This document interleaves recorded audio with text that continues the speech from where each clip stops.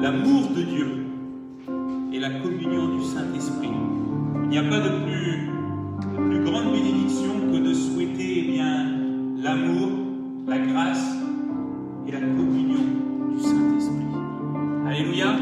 On le prend ensemble, vous allez voir, il est très simple. Alléluia. Que la grâce du Seigneur Jésus-Christ, l'amour de Dieu et la communion du Saint-Esprit soient avec vous tous, soient avec vous tous. Que la grâce du Seigneur Jésus-Christ,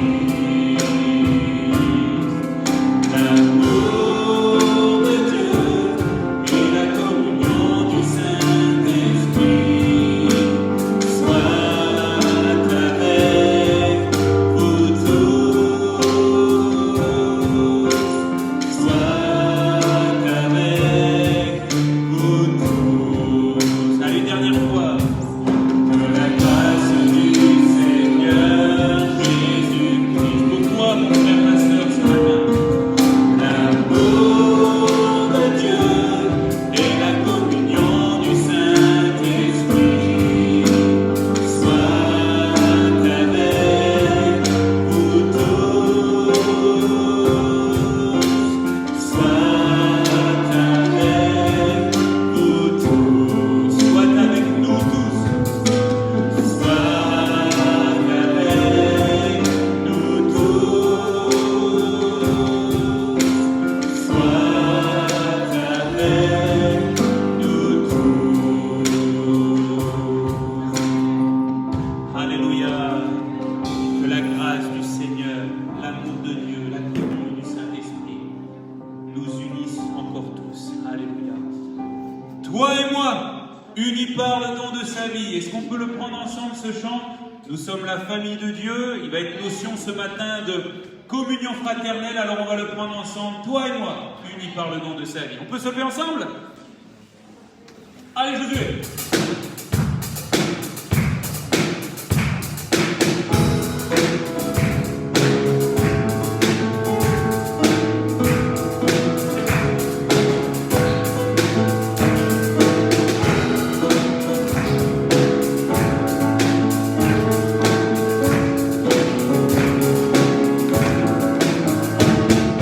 Toi et moi, unis par le don de sa vie, à la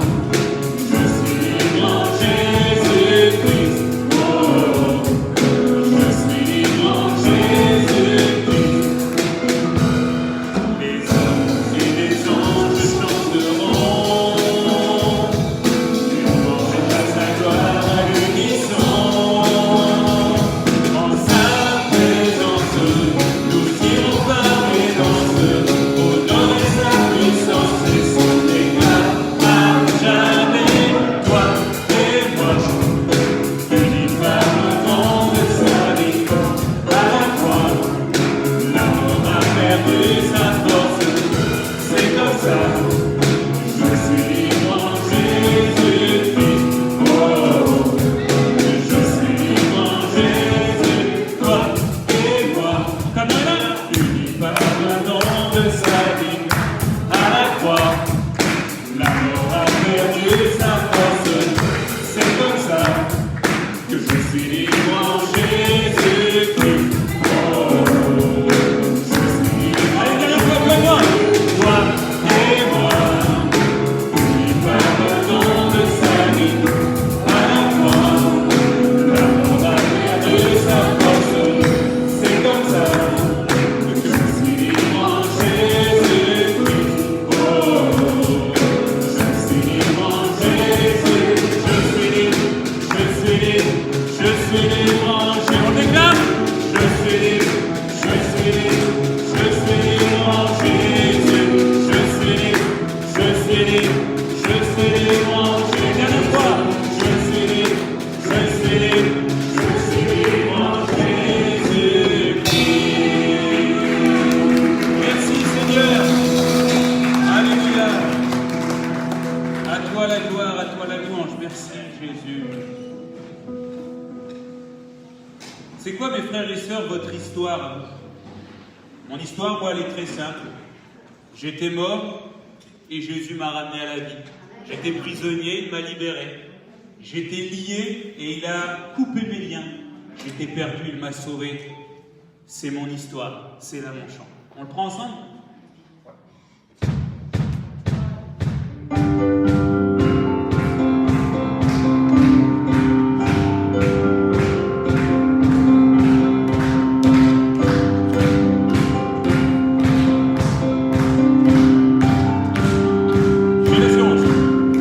J'ai l'assurance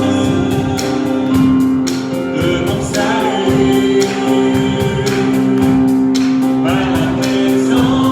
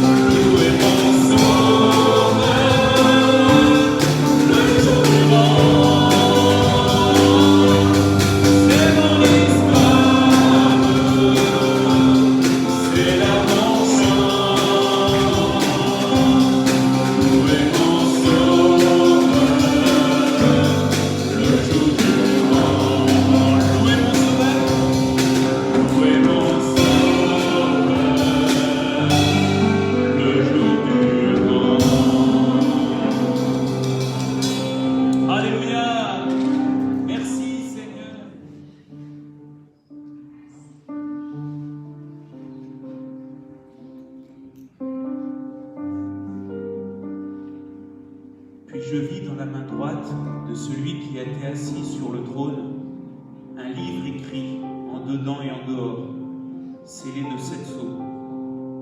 Et je vis un ange puissant qui criait d'une voix forte: qui est digne d'ouvrir le livre et d'en rompre les sceaux?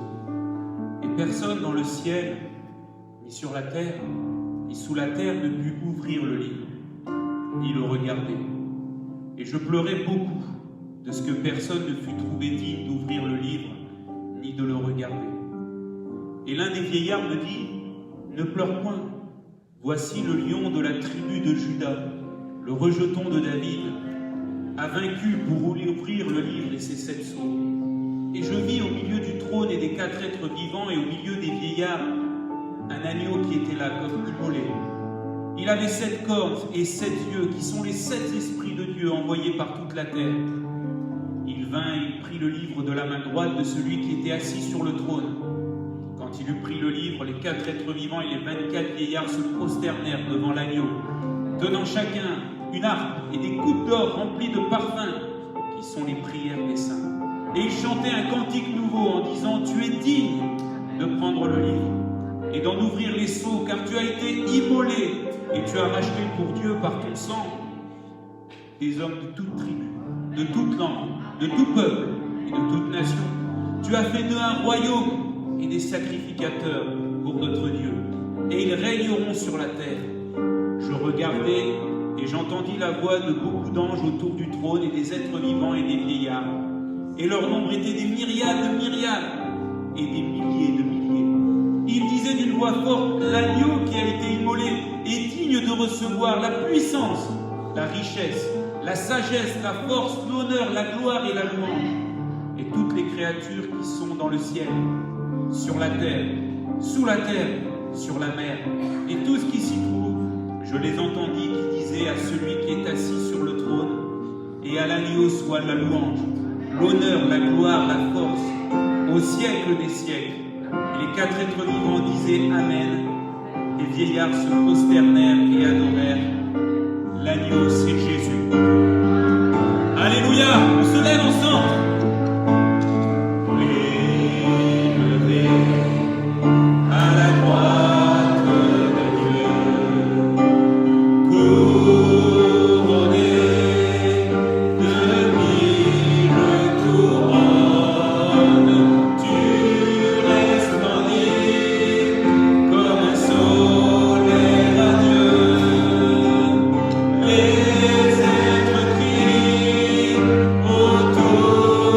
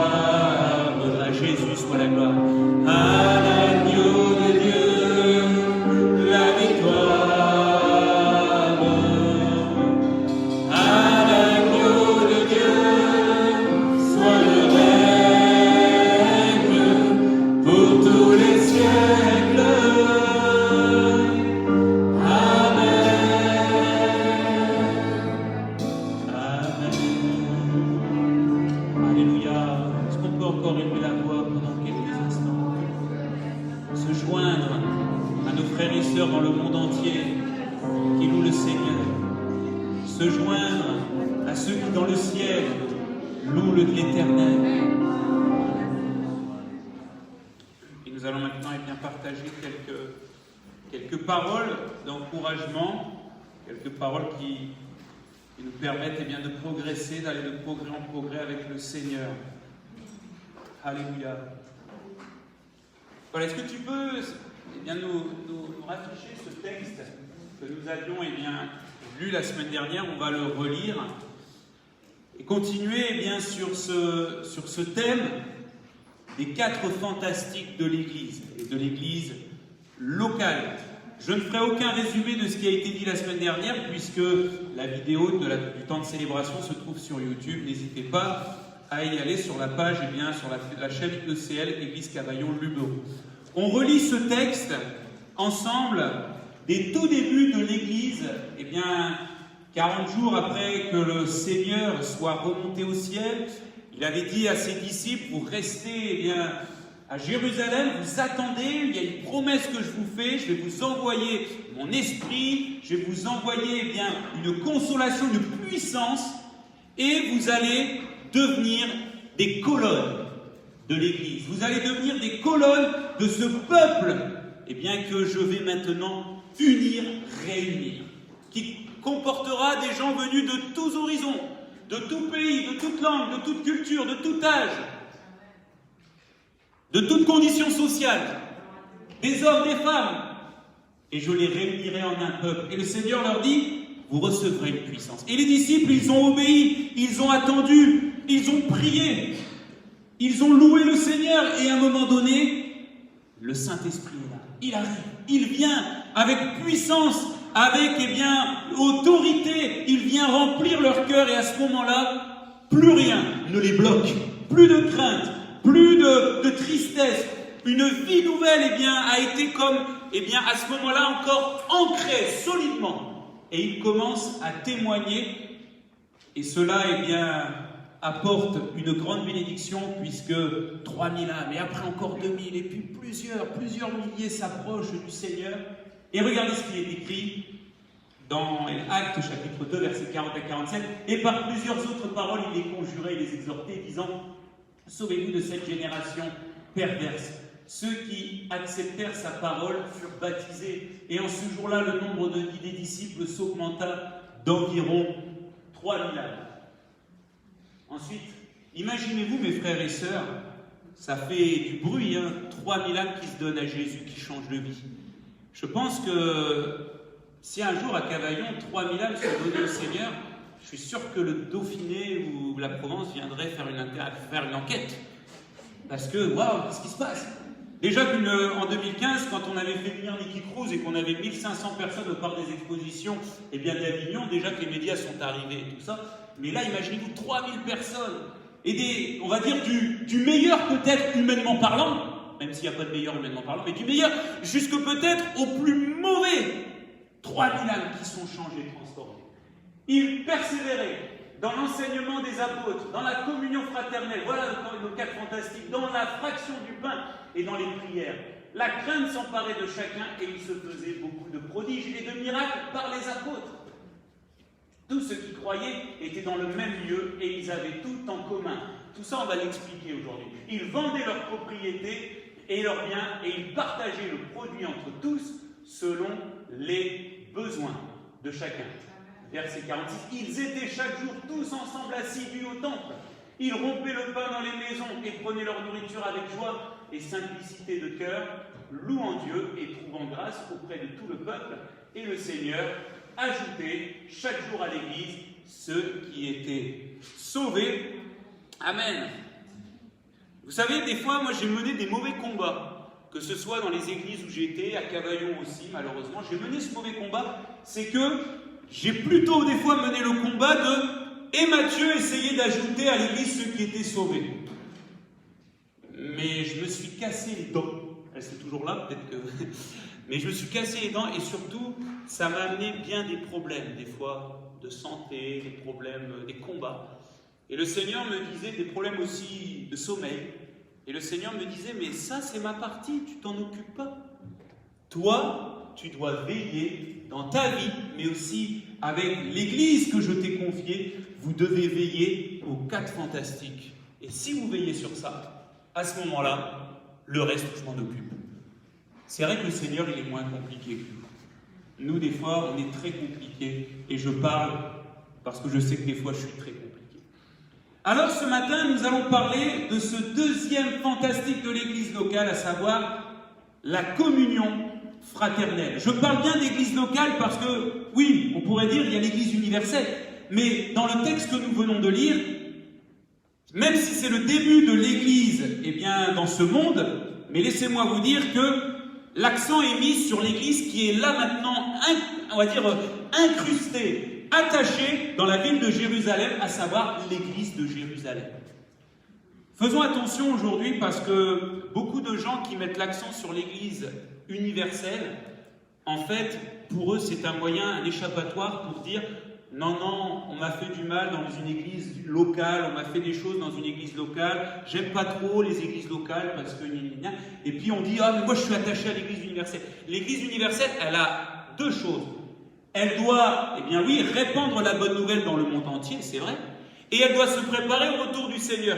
Mais pour travailler, pour être une lumière dans une localité là où on est, c'est pas l'église universelle, c'est l'église locale. Et en fait, dans l'église locale, vous avez l'église universelle. Vous avez aussi des sympathisants, des gens qui viennent et qu'on veut gagner au Seigneur. Mais l'église locale, c'est le plan de Jésus pour une ville, pour un village, pour un quartier, pour une agglomération, pour un arrondissement. Et nous ne devons pas oublier cette vérité.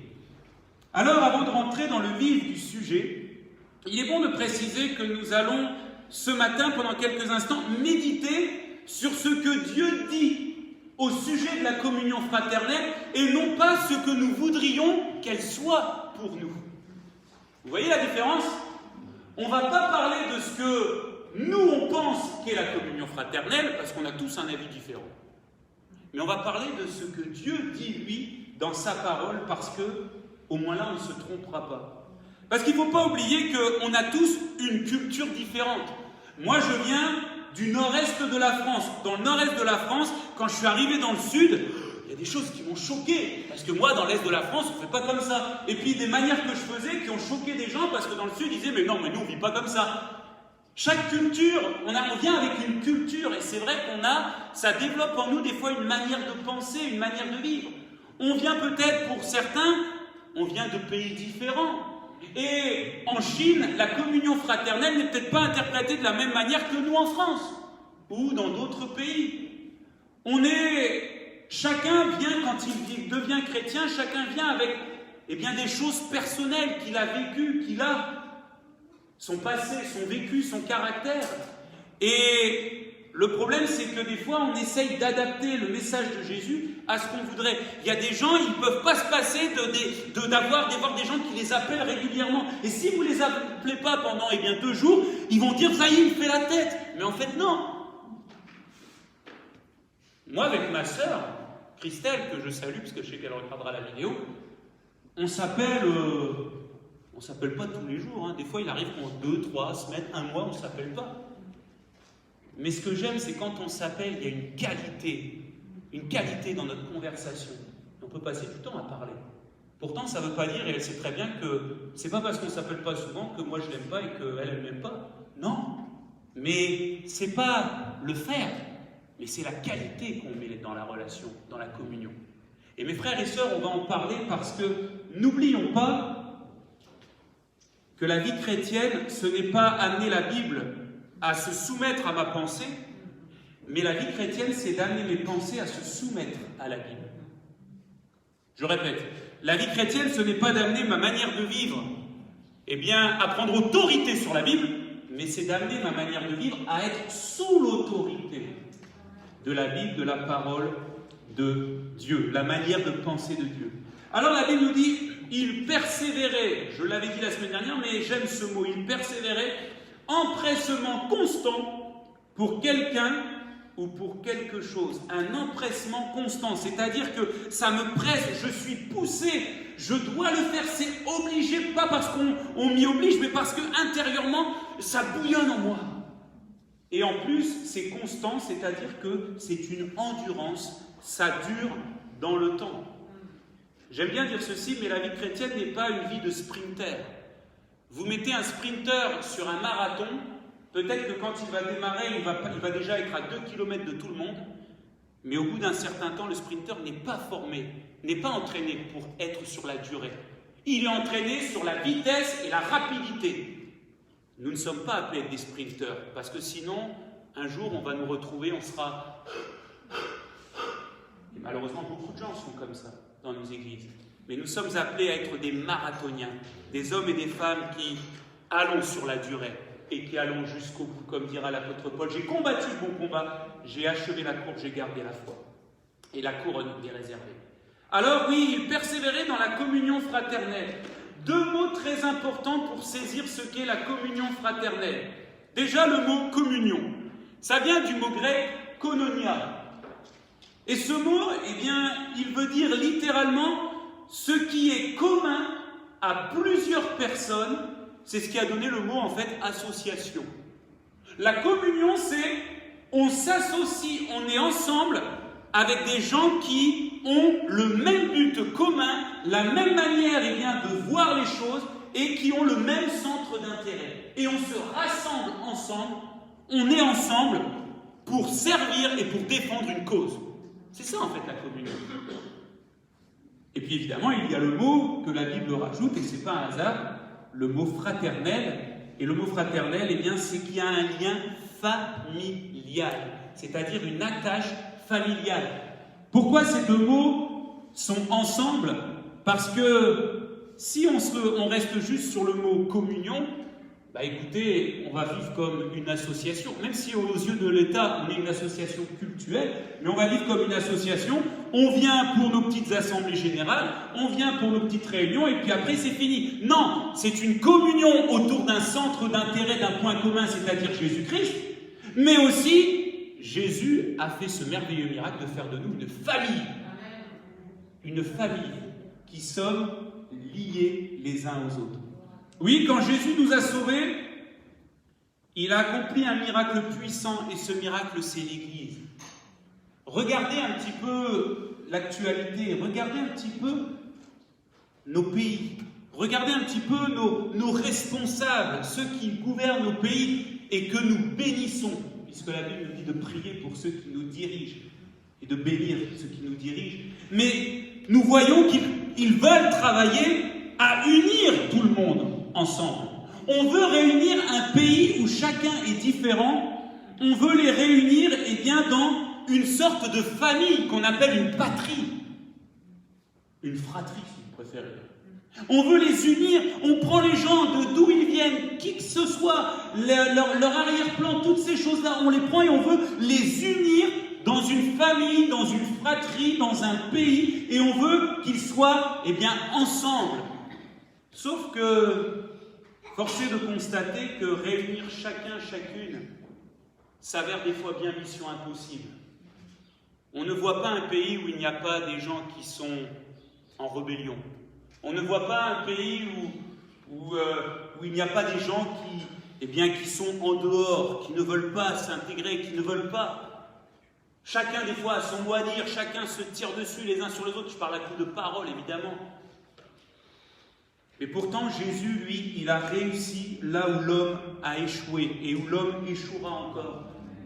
Il a réussi parce qu'il nous a tous unis, malgré nos différences. Matthieu n'est pas Alain. Alain n'est pas Thibaut. Thibaut n'est pas Florence. On est tous différents. Et Jésus a réussi à tous nous unir dans une communauté, c'est-à-dire avec un centre d'intérêt commun, c'est-à-dire Jésus-Christ et Jésus-Christ seulement, une communauté spirituelle où nous avons les mêmes intérêts, le même but, la même vision. Pourquoi? Parce que la Bible et le Saint-Esprit mettent cela dans nos cœurs.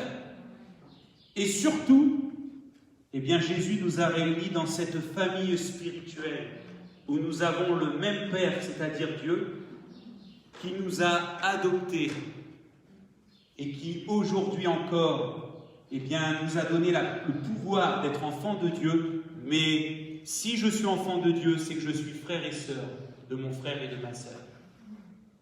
Il nous a donné le pouvoir d'être enfants de Dieu et d'être frères et sœurs en Jésus-Christ. Nous aimant et nous soutenant réciproquement. Et retenez bien ce mot réciproquement, parce qu'on va soulever dans quelques instants un problème quand on parle de communion fraternelle. Nous sommes une communauté, nous sommes une communauté spirituelle et nous sommes aussi une famille spirituelle appelant à nous aimer et nous aider, nous soutenir réciproquement. Pour une seule raison, pour que chacun en avance avec Jésus-Christ. Vous savez, un jour quelqu'un m'a dit ceci, c'était un pasteur, il m'a dit le jour où tu te marieras, il faut que toujours dans ton cœur, eh bien, ton désir soit qu'au travers de toi, ta femme grandisse avec le Seigneur. Et quand tu es avec ta femme, il faudra que toujours son désir dans son cœur soit que tu avances, qu'au travers d'elle, tu avances et tu grandisses avec le Seigneur Jésus. Et il m'a même dit, quand vous aurez des enfants, même si oui, les enfants, eh bien, est le fruit de notre amour, mais il faut toujours que le désir de ton cœur soit qu'au travers de toi, au travers de vous, du couple, vos enfants puissent connaître, avancer avec le Seigneur. En fait, nous sommes une famille, et nous sommes une famille spirituelle. Pourquoi ? Pour que chacun d'entre nous, nous puissions veiller les uns sur les autres à ce que chacun grandisse avec le Seigneur. On n'est pas une famille simplement pour nous faire, eh bien, des petites discussions, des petits moments simplement de partage. Non, il y a un réel désir et c'est ce qui fait de nous communauté et famille. On veut nous aider, nous soutenir les uns les autres à avancer et à grandir avec le Seigneur Jésus. Voilà pourquoi d'ailleurs l'apôtre Paul dira que celui qui pêche et qui ne veut pas et qui se dit chrétien mais qui ne veut pas obéir au Seigneur, il lui dit il ne fait plus partie de la famille. Pourquoi ? Parce que vous ne pouvez plus accomplir cette parole de Jésus de vouloir le faire grandir avec le Seigneur, qu'il ne veut plus. Et Paul dit à ce moment-là, eh bien laissez-le et moi je vais m'occuper du reste. Des fois certaines paroles ne sont pas évidentes à entendre, mais pourtant elles ont toute leur compréhension quand on les serve, ces paroles. Pas étonnant donc qu'à partir du verset 44, eh bien la Bible dit qu'on les retrouve tous ensemble pour s'encourager dans leur marche chrétienne et pour se soutenir dans leurs diverses difficultés, comme par exemple, et nous l'avons lu, eh bien à ce moment-là, les difficultés à ce moment-là étaient particulièrement matérielles.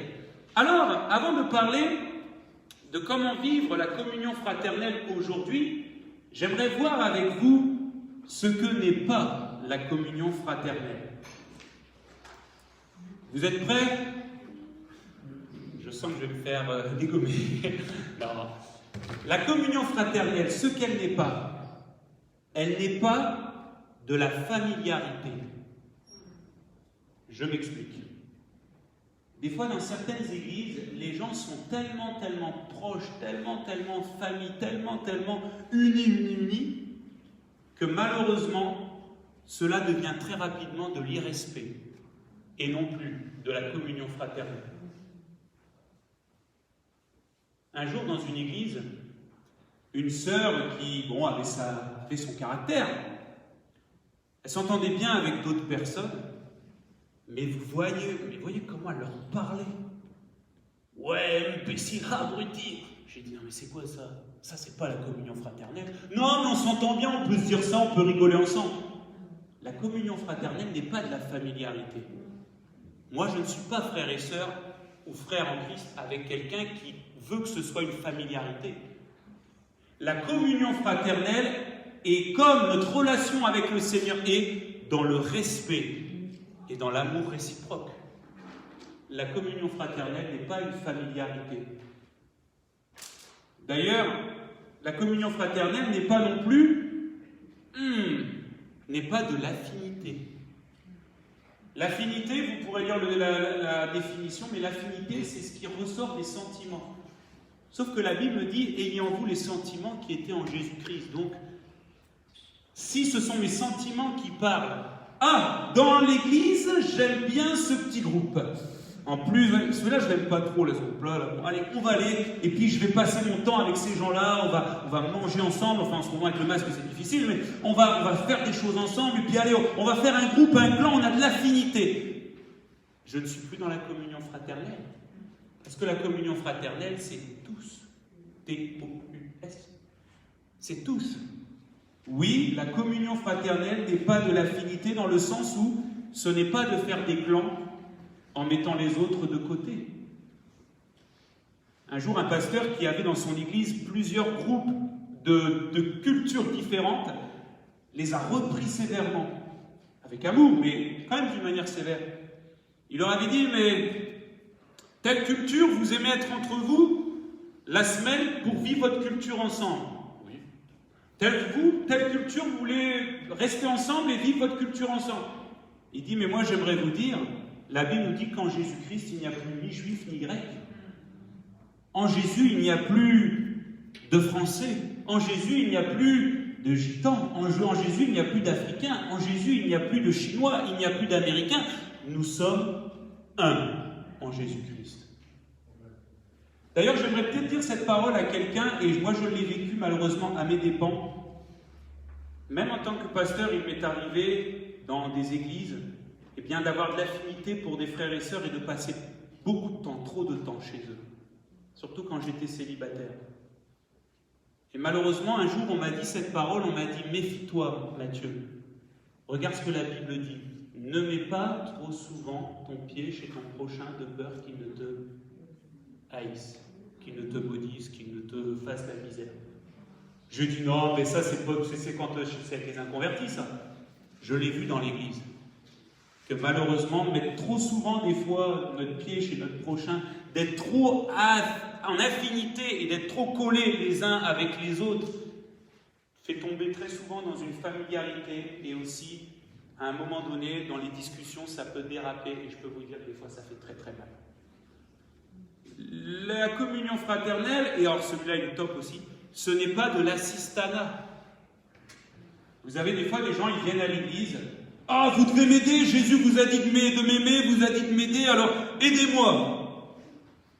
Oui, mais j'aimerais vous rappeler que le but de Jésus, oui, quand il nous a reçus, c'est vrai qu'il nous a assistés, et il nous assiste, il nous aide. Mais le but de Jésus est que nous devenions des hommes et des femmes matures, et non pas de rester des bébés spirituels. Si vous avez des enfants, et qu'à l'âge de 50 ans, vous continuez encore à leur donner le biberon et à les dorloter, comme je fais avec ma fille, ben, il va y avoir un gros problème. Mes frères et sœurs, on rigole, mais c'est pas méchant ce que je dis, hein. Je me parle aussi à moi-même, hein. J'espère que vous le comprenez, que c'est avec amour que je le dis, mais c'est pour qu'on comprenne, bien des fois dans nos églises, des fois, on dorlote et on assiste un peu trop les gens au nom de la communion fraternelle. Alors que la communion fraternelle n'est pas de faire tout à la place des autres, la communion fraternelle n'est pas d'assister outre mesure les gens, mais la communion fraternelle, c'est de s'aider, mais de s'aider mutuellement. Vous avez des gens, ils se plaignent toujours que dans l'église on ne les aide pas, mais eux, ils ne sont même pas prêts à aider les autres. La Bible dit que c'est réciproque. Tous, les uns avec les autres. Alors, qu'est-ce que la communion fraternelle, même si on vient de le dire il y a quelques instants, et comment la vivre dans notre quotidien aujourd'hui? Puisque le but est de nous donner aussi des pistes pour pouvoir vivre toutes ces choses. Tout d'abord, pour comprendre ce qu'est vraiment la communion fraternelle et comment nous devons la vivre, il faut saisir vraiment le verset 45. Est-ce que tu peux nous le rafficher, Samuel, le verset 45, s'il te plaît? Ils vendaient leurs propriétés. Attention, on va expliquer, attention. Ils vendaient leurs propriétés et leurs biens et ils ont partagé le produit entre tous selon les besoins de chacun. Dans cette famille spirituelle naissante, personne ne cherchait ses intérêts. Personne. Celui qui n'avait rien ne cherchait pas ses intérêts. Celui qui avait tout ne cherchait pas ses intérêts. Ils ne cherchaient aucun de leurs intérêts, semblable à l'esprit de Christ à la croix, où Jésus n'a cherché aucun de ses intérêts. Bien au contraire, il s'est abandonné, il s'est livré pour chacun d'entre nous. Puisque je vous rappelle, l'Église de Jésus-Christ, La communion fraternelle, c'est une communion, c'est-à-dire on est ensemble autour de Jésus-Christ et on est une famille avec la mentalité de Jésus-Christ. Donc chacun, dans cette pensée, tous sans exception, cherchait les intérêts de ses frères et de ses sœurs. Celui qui avait beaucoup cherchait les intérêts de ses frères et de ses sœurs. Et celui qui avait peut-être moins, mais qui avait quand même certaines petites choses, même si elles étaient médiocres, il cherchait lui aussi les intérêts de ses frères et de ses sœurs. Moi, il m'est arrivé un jour dans un entretien, j'avais été voir 2 petites mamies de l'église d'Avignon. Bon, je peux le dire parce qu'elles sont super, c'est que le Seigneur les bénisse. Et j'avais été les voir et elles avaient besoin vraiment de quelques paroles d'encouragement. Alors je me suis dit, bah oui, je vais y aller. Et puis, je ne vais pas chercher mes intérêts. Moi, je vais chercher les leurs et je vais les bénir, je vais les encourager. Et j'y suis allé, sauf que moi, à l'époque, je souffrais terriblement du dos. J'avais eu, quelques années auparavant, un accident de travail quand je travaillais en hôtellerie-restauration. Et j'avais eu un gros problème et j'étais, on va dire, voué à avoir du kiné et toutes ces choses-là. Et à chaque fois que je faisais des fois un faux mouvement, vous pourrez demander à mon épouse, mais j'avais tellement mal au dos que même une fois en réunion de prière à l'église, c'est pas que je suis tombé dans l'esprit, parce que je suis pas dans ces trucs-là, mais il a fallu que j'aille dans une autre salle et que je m'allonge sur le dos, à même le sol, sur le carrelage pour me calmer le dos. Et je vais les voir, ces petites mamies, pour les encourager. Je cherche pas mes intérêts, pourtant j'aurais pu être là, Seigneur guéris-moi, guéris-moi. Non! Malheureusement, je suis même tombé dans le fait de dire je vis avec.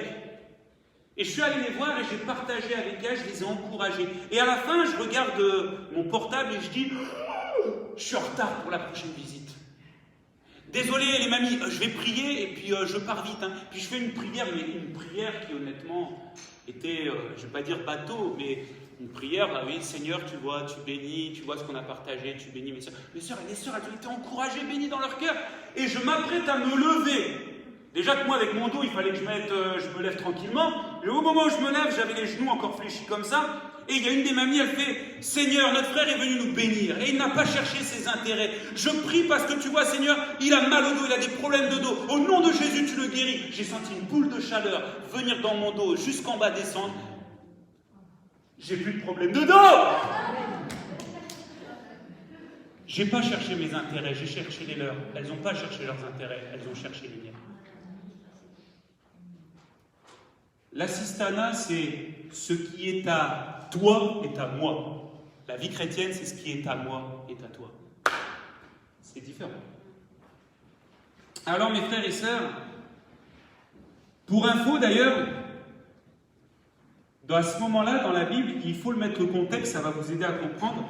Le problème majeur que l'Église rencontrait à ce moment-là, c'était un problème d'un point de vue matériel. Parce qu'il ne faut pas oublier qu'à ce moment-là, vous avez des gens qui étaient venus pour les fêtes à Jérusalem. Ils avaient fait des kilomètres. À l'époque, il n'y avait pas les autoroutes, il n'y avait pas le train, il n'y avait pas l'avion, il n'y avait pas les super bolides puissants. Non, à l'époque, on faisait le trajet soit avec un animal, ou alors on faisait le trajet à pied. Ou peut-être avec une charrette, mais bon, en tout cas, on faisait le trajet et ça prenait beaucoup de temps. Et les gens qui se sont donnés au Seigneur, beaucoup venaient d'autres endroits. Et comme il y avait l'Église qui était là et qu'ils étaient bien ensemble les uns avec les autres, dans cette famille, dans cette communauté spirituelle, ils prenaient du temps ensemble, qu'à un moment donné, ces gens-là ne sont pas retournés d'où ils venaient. Et il a fallu quand même les aider. Parce que ces gens-là, ils n'avaient plus leur maison puisqu'ils venaient d'autre part. Ils n'avaient plus leurs ressources parce qu'ils venaient d'ailleurs. Et donc l'Église s'est dit, pour que nous puissions être ensemble unis, qu'est-ce qu'on va faire? On va tout mettre en commun, comme ça nos frères et nos sœurs, au lieu qu'ils repartent chez eux et qu'ils se retrouvent tout seuls, on va ensemble se réunir et on va former l'Église ensemble ici, et chacun aura son logement, chacun aura sa nourriture, on va tout mettre en commun. Et c'est pour ça qu'en fait le texte nous dit qu'ils vendaient leurs biens, etc., parce qu'ils voulaient prendre soin de ceux qui n'avaient plus rien à cause de leur conversion en Jésus-Christ. Et ils voulaient bien simplement que ces chrétiens puissent rester avec eux dans la communion fraternelle et que chacun puisse avoir de quoi répondre à ses besoins. Mon frère, ma sœur, nous sommes, et j'arrive à l'application pour nous chacun, nous sommes l'Église de Jésus, la famille de Dieu. Et nous sommes appelés à nous bénir les uns les autres. Bénir, c'est dire du bien, c'est vouloir du bien, c'est faire du bien à mon prochain. Nous sommes appelés à bénir les autres pour qu'ils grandissent avec le Seigneur, et aussi nous sommes appelés à nous servir les uns les autres. Pas à nous servir des uns et des autres, mais à nous servir les uns les autres, avec les dons qu'on a reçus. Et c'est pour ça que je dis que c'est une complémentarité, que c'est réciproque, parce que la communion fraternelle, unie en Jésus autour d'un même but, une famille spirituelle où nous veillons les uns sur les autres, eh bien chacun a reçu des dons. Et mon frère, ma soeur, tu ne peux pas dire ce matin que tu n'as rien reçu, c'est impossible, on a tous reçu des dons, même si tu en as qu'un. On en a tous reçu. Et ces dons-là, Jésus nous demande de ne chercher aucun intérêt, mais de donner ce don pour le service des autres. Et si je sers mon prochain, et que lui, eh bien, sans intérêt, il me sert aussi, que nous nous servons les uns les autres sans rechercher notre intérêt, alors on deviendra riche spirituellement. Et on deviendra riche dans notre relation communion ensemble, dans le Seigneur Jésus. Oui, leur talent. Ce matin, eh bien, nous sommes là et chacun a des talents.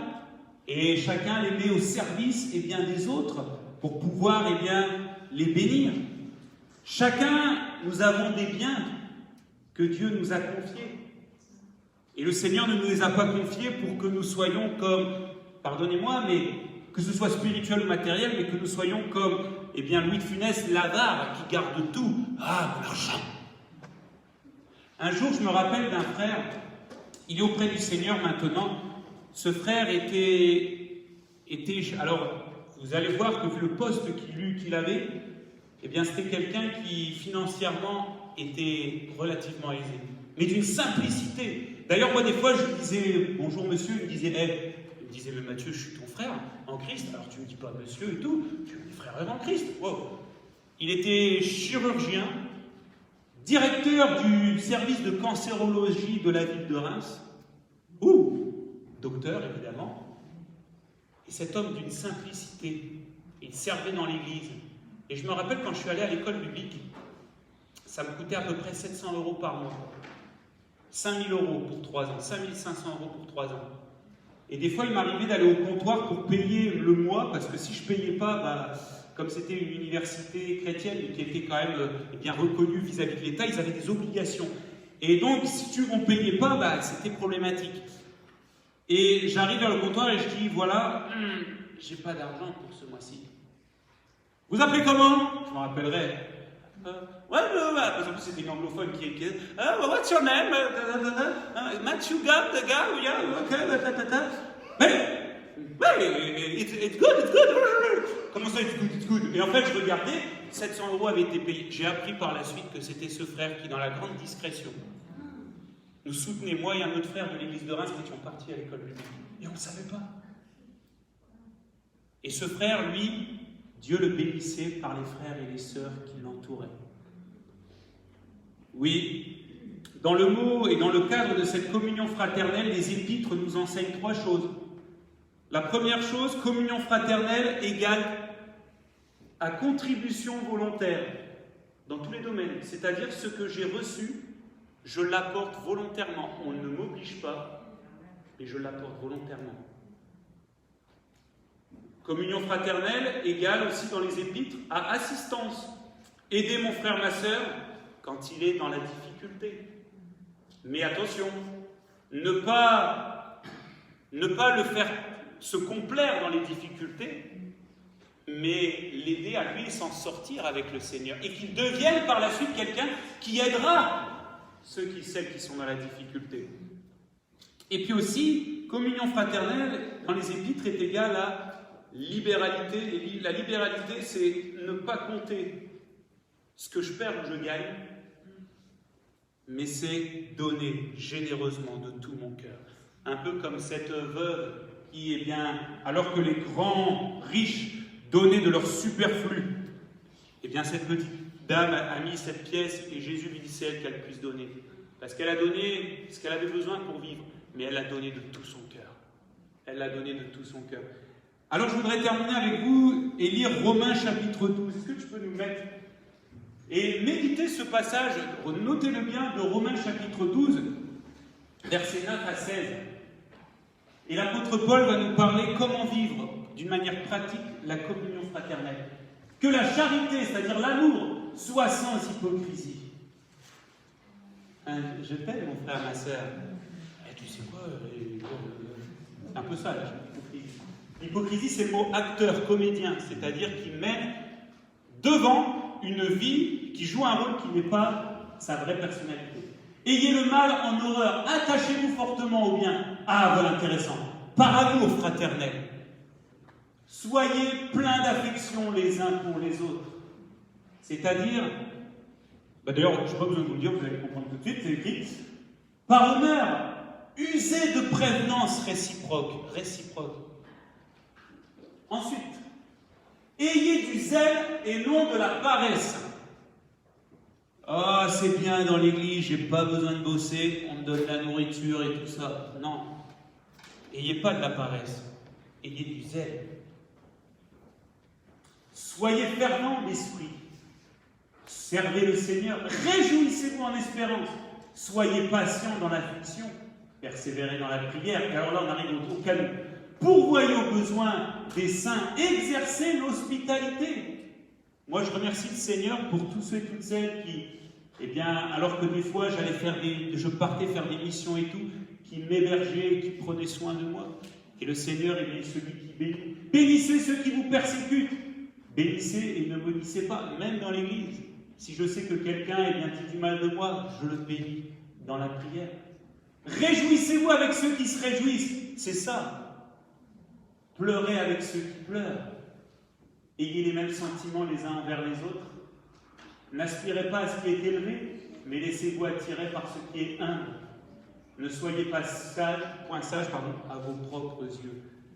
À vos propres yeux. Alors, je termine par cela simplement. Qu'est-ce que la communion fraternelle? Eh bien, que cette année dans notre assemblée, que cette année, notre première motivation soit d'être des hommes et des femmes qui nous encourageons les uns les autres. Encourager, ça ne veut pas dire d'accepter, de tolérer. Encourager, ça ne veut pas dire la personne, elle est dans le péché. Ah, mais c'est pas grave, Dieu te connaît. Non, ça, c'est pas encourager quelqu'un. Ça, c'est détruire quelqu'un. Mais encourager quelqu'un, en pratique, c'est simplement savoir avec amour, mais on en a parlé, l'amour fraternel, c'est pouvoir parler à quelqu'un, reprendre quelqu'un. Vous savez que moi, plusieurs fois, quand je partais des fois sur des mauvais chemins, on m'a repris. Sur le moment, ça m'a fait du mal. Et en fait, je me suis aperçu que ça a été un grand encouragement parce qu'en fait, la personne m'encourageait à me détourner de ce chemin pour aller sur un autre chemin. Et le bon, celui du Seigneur. Encouragez-vous les uns les autres. Est-ce que cette année, avec mes frères, avec mes sœurs, est-ce que je suis prêt, chacune, à encourager mes frères et sœurs quand je suis avec eux? C'est-à-dire à ce qu'au travers de moi, le Seigneur puisse les bénir et leur permettre de grandir dans leur marche avec le Seigneur. Moi, je remercie le Seigneur. Des fois, vous savez, il y a des frères et sœurs, ils ne font pas beaucoup de bruit dans l'église. Ils vous envoient un petit texto. Alors, désolé si je ne réponds pas, parce que des fois, je me retrouve avec des tonnes de textos. Mais des petits textos où ils vous lancent une petite parole d'encouragement. Ah, ça fait du bien. Pourtant, ces gens, ils ne font pas de bruit. Est-ce que je suis quelqu'un qui encourage, c'est-à-dire qui donne des paroles qui vont permettre à mon frère et ma sœur de progresser avec le Seigneur? Ou alors est-ce que je dis plutôt des paroles qui vont détruire? D'ailleurs, la communion fraternelle, on apprend à mourir à soi-même. C'est ce que nous dit la Bible. Ensuite, est-ce que cette année, ma deuxième motivation va être d'aider mon frère et ma sœur, quels que soient ses besoins, avec ce que j'ai, d'aider mon frère et ma sœur, peut-être dans le domaine matériel, d'aider mon frère et ma sœur, peut-être avec les dons, les talents que j'ai reçus, de l'aider. La Bible, elle dit, de s'aider mutuellement, de se soutenir mutuellement. Quel que soit le besoin de mon frère, de ma sœur, de s'aider les uns les autres. C'est l'image de quelqu'un qui est en train de couler, une main qui est tendue, comme celle de l'apôtre Pierre, et que Jésus va venir pour le remettre à flot. Et évidemment, que ce ne soit pas toujours eh bien, qu'une personne ne se contente pas d'être aidée, mais que même quelqu'un qui est aidé recherche aussi à aider les autres. Il y avait une sœur dans une église dans le nord de la France, elle gagnait une misère dans sa vie. Une misère financière, une retraite très très basse. Et cette sœur, on avait un jour mis en place ce qu'on appelait les repas pour les SDF, c'est-à-dire qu'on invitait les gens dans la rue qui n'avaient rien à manger en hiver, et on les invitait. La première personne qui disait « je vais faire ce gâteau, je vais faire ça, je vais faire ça, je vais faire ça », d'ailleurs on lui dit « attention ma sœur », elle dit « non mais moi, avec ce que j'ai, je veux l'apporter », c'était cette sœur. Pourtant elle aurait pu appeler et nous dire « s'il vous plaît, j'ai besoin qu'on m'aide à payer mon logement, j'ai besoin de ça, ça, ça, ça, ça », mais elle disait « non, le Seigneur pourvoit, il n'y a pas de souci, moi je ne demande rien, mais je veux aider avec que ce que j'ai, et même si je n'ai pas grand-chose ». Et je peux vous dire d'ailleurs, si vous voulez son adresse, je la donnerai, mais les gâteaux étaient super bons. Et puis la dernière chose, soutenez-vous. En pratique, ça veut dire quoi? Ça veut dire, la Bible dit, réjouissez-vous avec celui qui se réjouit. Que celui qui se réjouit, je ne sois pas là à lui plomber le moral, mais que je le soutienne, c'est-à-dire, tu es dans la joie d'avoir réussi ton examen. « Ah, moi je ne l'ai pas réussi, hein. Ah, mais c'est injuste et tout. » Non, je me réjouis avec toi, je te soutiens. Et l'autre réciproquement. « Oui, mais frère, tu ne comprends pas ce que je vis. » Oui, mais Jésus comprend. Et sache qu'avant d'avoir les frères et sœurs qui sont mes intercesseurs, qui sont des intercesseurs pour moi, Jésus intercède auprès du Père pour moi. Pleurez avec ceux qui pleurent. Je me rappellerai toujours, je l'ai déjà donné ce témoignage, mais ce frère atteint d'un cancer généralisé. Moi, je n'ai jamais eu de cancer généralisé. Je ne sais pas ce que c'est, je ne sais pas ce qu'on vit. Mais je sais qu'une fois, eh bien, à la fin d'une réunion, le frère a dû quitter la salle en pleurs parce que eh bien, ça se dégénérait. Et je suis allé le voir et je l'ai pris dans mes bras. Et j'ai pleuré avec lui, mais pas par pitié, mais parce que le Saint-Esprit vraiment me poussait. Et ce frère m'a remercié, il m'a dit merci pour ton soutien, merci pour ton aide. En fait, quand vous regardez bien, encouragez-vous, c'est pour tout ce qui est les besoins de l'esprit, c'est-à-dire eh bien, nous aider dans notre relation avec le Seigneur. Nous aider, quand la Bible dit aidez-vous, c'est pourvoir aux besoins physiques. Et se soutenir, c'est pourvoir aux besoins moraux. En fait, vous avez les trois, corps, âme, esprit. Dans la communion fraternelle, nous sommes aidés avec l'aide du Seigneur et la puissance du Saint-Esprit et la parole de Dieu, évidemment. Eh bien, à nous encourager, c'est-à-dire à répondre les uns les autres aux besoins spirituels de mon frère, de ma sœur, sans exception. À s'aider, c'est-à-dire à répondre aux besoins physiques de mon frère et de ma sœur, sans exception. Et de soutenir, c'est-à-dire de pourvoir aux besoins moraux. Ça se dit moraux, ma femme? Moraux. Enfin, en tout cas, vous m'avez compris. De répondre aux besoins de l'âme, voilà, comme ça je ne me trompe plus. Est-ce qu'on est prêt à vivre cette communion fraternelle? Ah, c'est plus que simplement être tout le temps les uns chez les autres. Hein. D'ailleurs, c'est une communion spirituelle, c'est-à-dire que même s'il arrive des fois qu'on ne se voit pas, on sent qu'on est là. Daniel Lecoeur, qu'on bénit, me disait « Je sens les frères et sœurs qui prient pour moi. » Comme cette sœur, un jour, alors que je vivais un combat, alors que j'allais aller dans une église, et la veille, j'avais vécu un combat, et cette sœur qui ne me connaissait pas de cette église où je devais aller, quelques temps plus tard, m'avait dit, alors que je rendais mon témoignage, elle m'avait dit, ce jour-là, à telle heure, vous avez dit que vous aviez une souffrance. Dans ma maison, à plus de 400 km de chez vous, le Seigneur m'a montré votre visage et m'a dit, prie pour lui, une communion fraternelle. Que le Seigneur nous aide à vivre non pas la communion fraternelle à la française, non pas la communion fraternelle selon notre vécu, mais la communion fraternelle selon Dieu. On prie ensemble. Alléluia.